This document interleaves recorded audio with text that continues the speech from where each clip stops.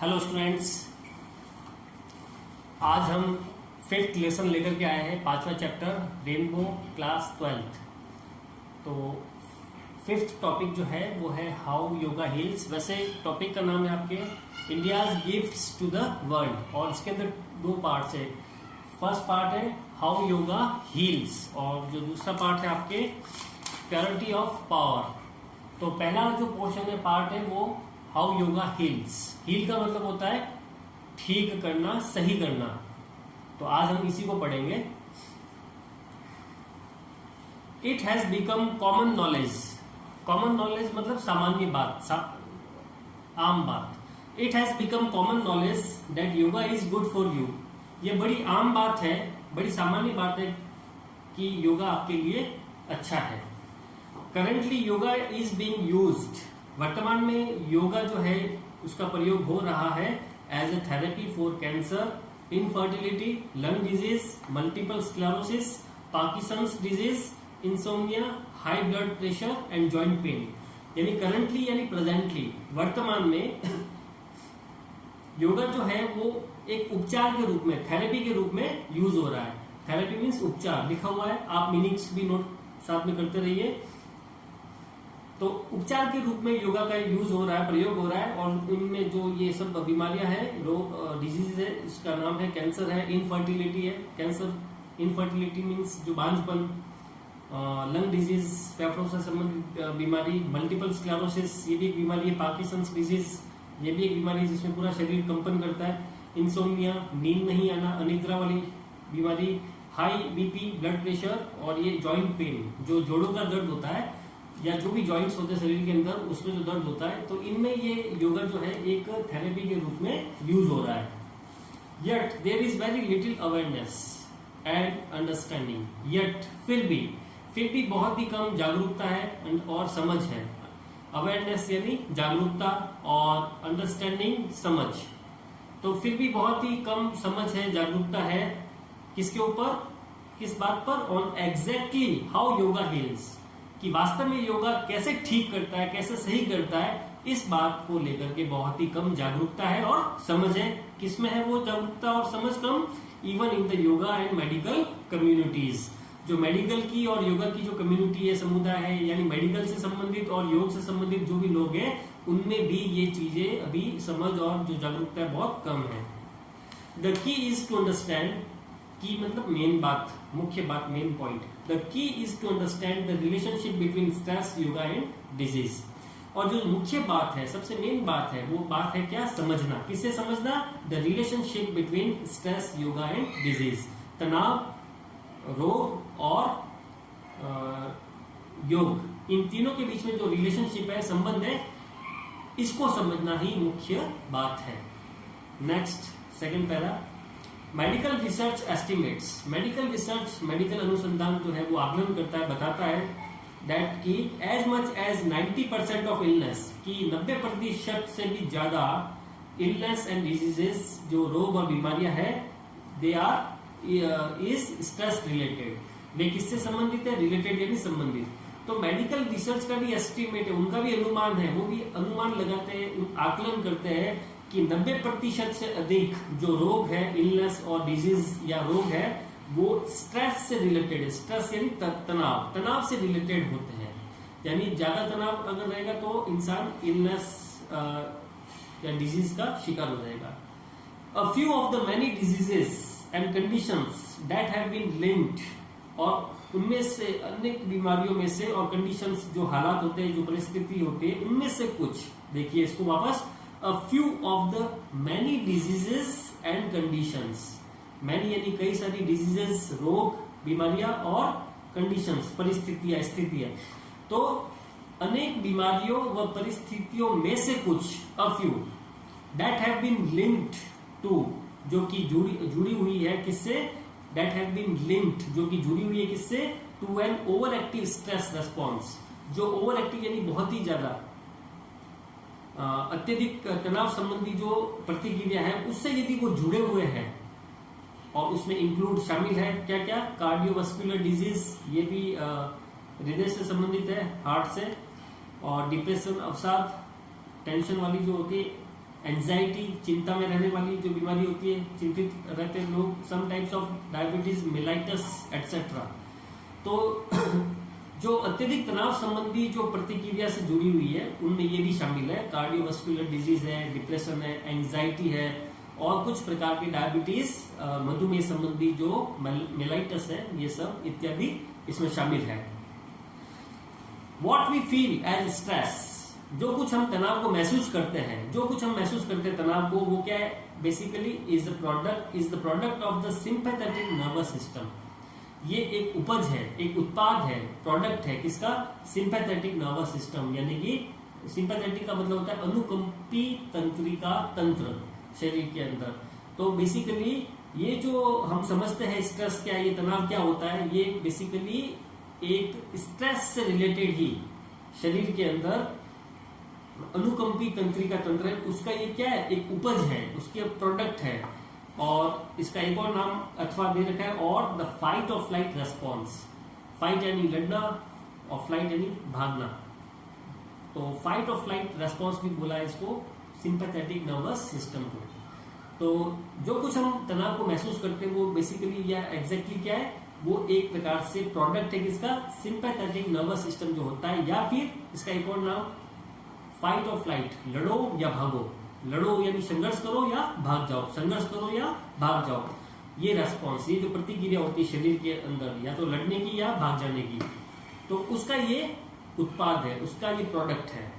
And almost instantaneous surge in heart rate, और लगभग instantaneous यानी तुरंत, शीघ्र ही, सर्ज यानी वृद्धि, और इससे क्या होता है, एक तुरंत ही वृद्धि हो जाती है। सर्ज यानी हार्ट रेट के अंदर धड़कन की जो गति होती है उसमें वृद्धि होती है।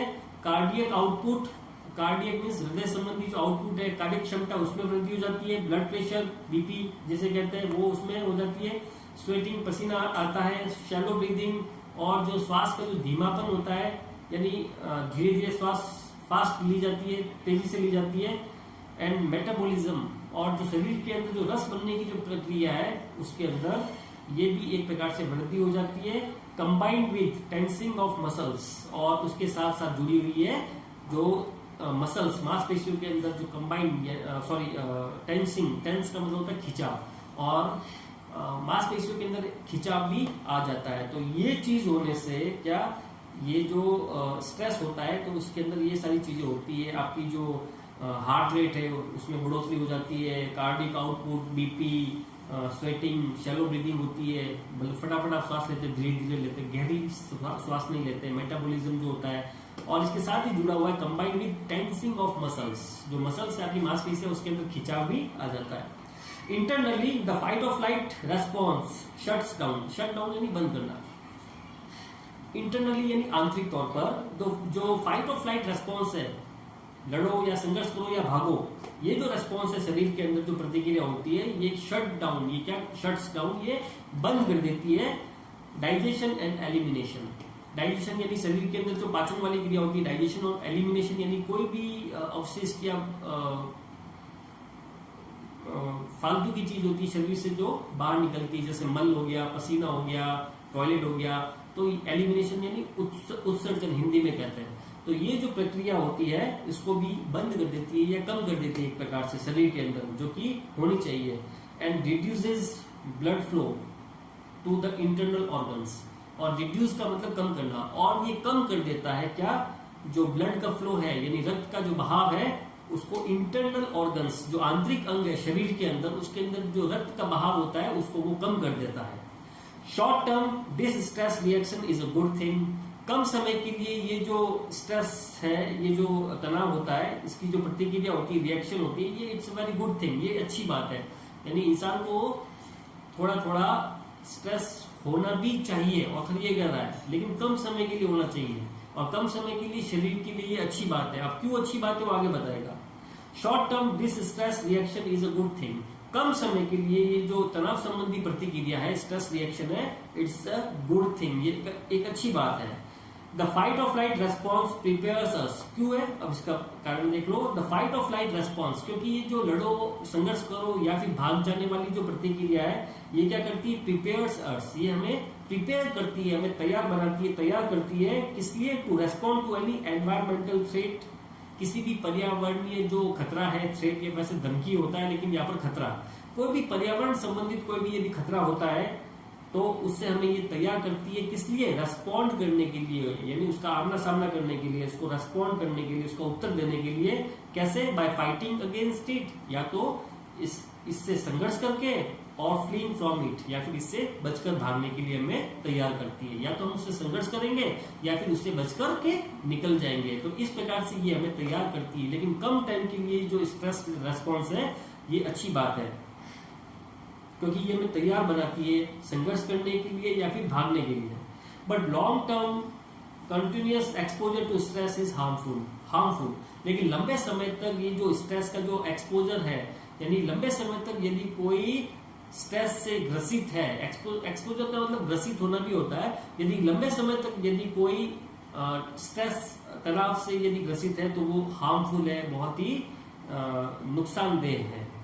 Placing excess wear and tear on the body systems, और इसके साथ ही साथ ये शरीर के अंदर जो वियर एंड टियर यानी टूट फूट कर देता है, शरीर के अंदर जो सिस्टम होते हैं, जो भी बॉडी के शारीरिक जो बनावट होती है, सिस्टम्स होते हैं, संरचनाएं होती है, उसको ये क्या करती है, टूट फूट बॉडी के अंदर तोड़ फोड़ कर देती है एक प्रकार से, and severely limiting the bodies natural maintenance and healing abilities, और बड़े ही गंभीर रूप से बॉडी की जो स्वाभाविक मेंटेनेंस यानी मरम्मत या सही होने की जो एबिलिटीज होती है, और हीलिंग यानी स्वतः ठीक होने की जो एबिलिटीज होती है, उसको ये एकदम क्या करती है, उसको लिमिट में ला देती है, यानी कि उसको कम कर देती है, उसमें लिमिटेशन आ जाती है।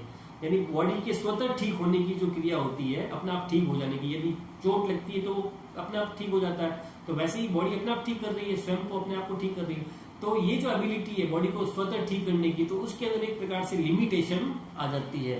कब, लॉन्ग टर्म तक यदि स्ट्रेस रहता है तब। शॉर्ट टर्म के लिए अच्छी बात है।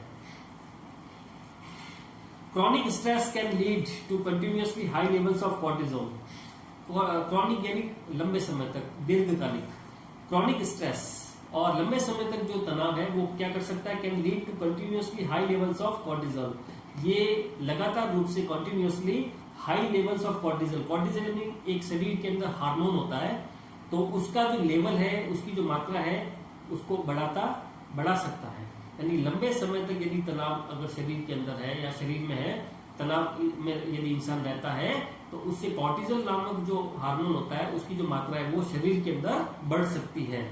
और this hormone eight normal levels, और ये जो हार्मोन है वो सामान्य स्तर पर क्या करता है, हेल्प्स, मदद करता है टू मेंटेन, बनाए रखने में क्या, एन एक्टिव हेल्दी बॉडी, एक अच्छी एक्टिव और हेल्दी यानी स्वस्थ बॉडी बनाए रखने में मदद करता है, including regulation of metabolism and blood pressure, और इसके अंदर शामिल है रेगुलेशन यानी संचरण, regulation of metabolism and blood pressure, जो शरीर के अंदर रस प्रक्रिया है और बीपी है, ब्लड प्रेशर, उसके संचरण में ये भी सब चीजें शामिल है, इसको बनाए रखने में भी शामिल है। But excessive amounts of cortisol, लेकिन जो एक्सेसिव यानी अधिक मात्रा, अमाउंट यानी मात्रा, but excessive amounts of cortisol, लेकिन जो अत्यधिक मात्रा होती है कॉर्टिसोल हार्मोन की शरीर के अंदर, वो क्या कर सकती है, कैन सप्रेस, दबा सकती है, कम कर सकती है द इम्यून सिस्टम, प्रतिरक्षा जो तंत्र होता है शरीर के अंदर, इम्यून सिस्टम होता है, उसको ये कम कर सकती है, एंड कॉज स्लीप डिस्टर्बेंसेस, और ये जो नींद के अंदर जो डिस्टर्बेंसेस होते हैं, व्यवधान होते हैं, उसका कारण बन सकती है, एंड लॉस ऑफ एपेटाइट, और भूख की भी कमी हो सकती है। High levels of cortisol can also increase your heart rate, और कॉर्टिसोल का जो हाई लेवल होता है, उच्च मात्रा होती है शरीर के अंदर, वो क्या कर सकता है, कैन ऑल्सो इंक्रीज, ये इंक्रीज भी कर सकता है, बढ़ोतरी भी कर सकता है योर हार्ट रेट, आपकी जो धड़कन की गति उसको बढ़ा सकता है, ब्लड प्रेशर बीपी को भी बढ़ा सकता है, and your cholesterol and triglyceride levels, और आपका जो शरीर का कोलेस्ट्रॉल है और ट्राइग्लिसराइड लेवल है, जो मात्रा होती है ट्राइग्लिसराइड लेवल मात्रा, उसको भी ये बढ़ा सकता है।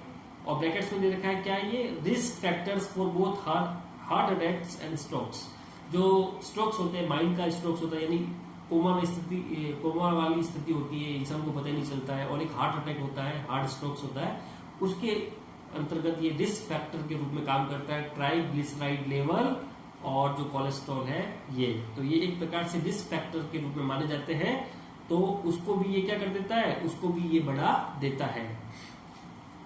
The by products of cortisol act as sedatives.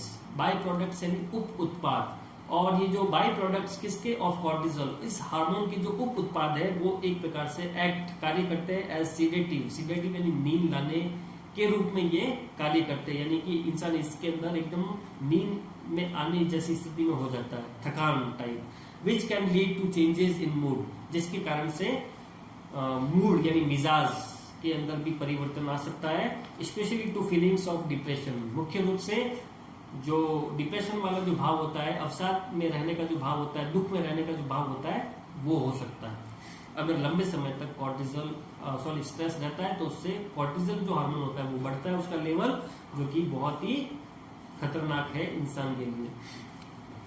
Fortunately, सौभाग्य से, the body has a natural counter balance, और सौभाग्य से बॉडी के पास क्या है, एक स्वाभाविक काउंटर बैलेंस है। काउंटर बैलेंस यानी संतुलन बनाने की शक्ति है, किसके प्रति, to the fight of flight response, लड़ो या भागो जो प्रतिक्रिया है शरीर की, इसके संदर्भ में शरीर के पास इसके संतुलन बनाने की एक शक्ति है, और इसको कहा जा सकता है called the parasympathetic nervous system, परानुकंपी तंत्रिका तंत्र।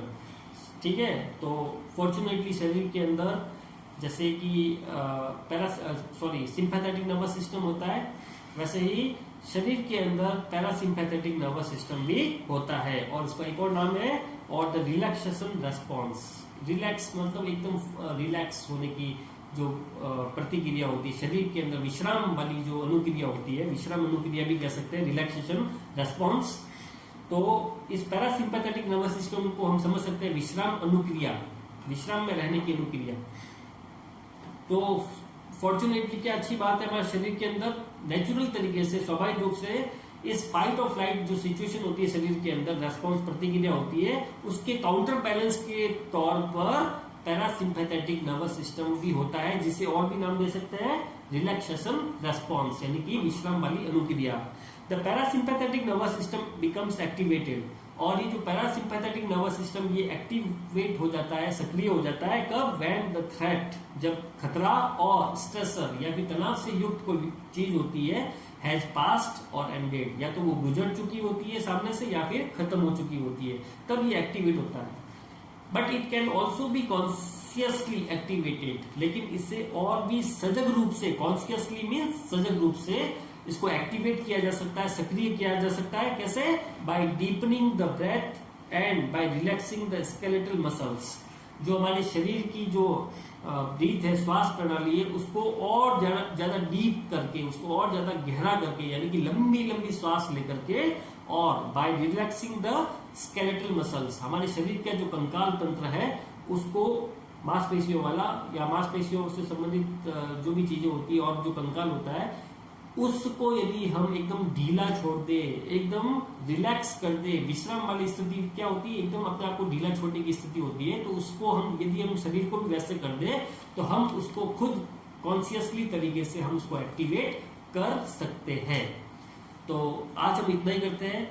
शरीर के अंदर दो टाइप के होते हैं nervous system, sympathetic nervous system जिसका नाम है फाइट और फ्लाइट रेस्पॉन्स, ठीक है, और दूसरा होता है पैरासिम्पैथेटिक नर्वस सिस्टम जिसका और नाम है रिलैक्सेशन रेस्पॉन्स। तो हमने ये समझा अभी तक कि सिंपैथेटिक नर्वस सिस्टम का प्रोडक्ट स्ट्रेस जब ज्यादा होता है तो इससे क्या होता है, एक कॉर्टिजल हार्मोन होता है, वो शरीर के अंदर बढ़ता रहता है, जो कि बहुत ही खतरनाक होता है इंसान के लिए। इससे हार्ट रेट होता है, जो आपका मेटाबॉलिज्म होता है, आपका जो भी शरीर का कॉन्फ़िगरेशन होता है वो बिगड़ सकता है उससे। तो शॉर्ट टर्म के लिए ये रेस्पॉन्स अच्छा है क्योंकि ये हमें तैयार करता है किसी भी स्थिति का सामना करने के लिए या उससे संघर्ष करने के लिए, लेकिन लंबे टाइम तक यदि अगर ये रहता है तो ये शरीर के लिए बहुत ही खतरनाक है। दूसरी बात, पैरासिम्पैथेटिक नर्वस सिस्टम होता है हमारे शरीर के अंदर, तो ये एक्टिवेट करने से जो हमारी जो हार्ट रेट से हम उसको कंट्रोल कर सकते हैं, नॉर्मल कर सकते हैं, ये आगे और बताया जाएगा। तो पैरासिम्पैथेटिक नर्वस सिस्टम या फिर उसको हम और नाम दे सकते हैं रिलैक्सेशन रेस्पॉन्स। तो ये दो चीजें होती हैं। तो आज हम इतना ही करते हैं। आई होप आपको इतना समझ में आ गया होगा। ये मीनिंग्स मैंने लिख रखे हैं, तो आप इसको अच्छे से नोट डाउन कर लीजिए, याद कीजिए, और नेक्स्ट जो रिमेनिंग पार्ट है वो हम इसको कल करने की कोशिश करेंगे। आई होप आपको इतना समझ में आ गया होगा। Thank you so much.